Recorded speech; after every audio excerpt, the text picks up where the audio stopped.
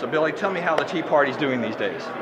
Well, we're doing great, even though the media wants to portray us that we've died and we're no longer here. The reality is, what we've done is we've put on our big boy and big girl pants, and we've decided to do bigger things. For instance, the Tea Party in Houston, King Street Patriots, decided that they wanted to get involved in making sure that we had integrity in the polls. So they created a whole new organization called True the Vote. First Coast Tea Party, which I belong to in Jacksonville, we decided that we wanted to get involved in exposing what the media is not talking about. So we created a new organization called Big Voices Media. So people can actually go to their local city council and they can report the news themselves, and there's grassroots groups all over the country that can do that. So the Tea Party's alive and well. It's just morphed a little bit. You don't see us in rallies with big signs. You see us really more getting down, sitting in boardrooms and talking about what's our next level for the Tea Party. So we're doing great. So why do you think the media thinks that the Tea Party has died? They want us to. Well, because we're not visible. It's interesting.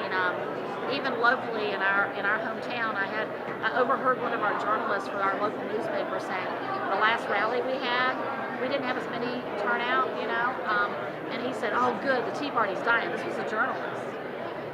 So they really equate our numbers by what we were in 2009 versus what we are today, but they can't see our numbers. Our numbers are bigger than they were then.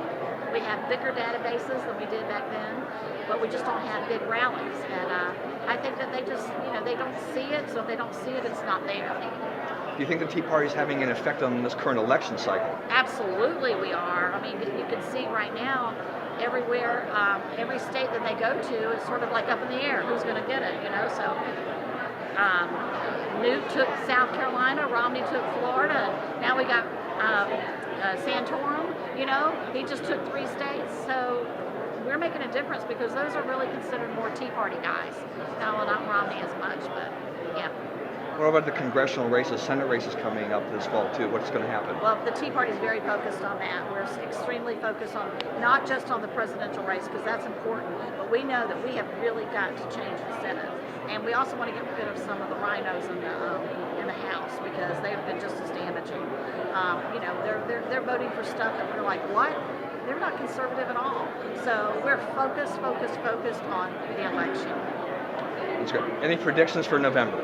I wish I could tell you. I think more a prediction of what's going to happen at the Republican convention in August. I think that's really our next focus, is what's going to happen there.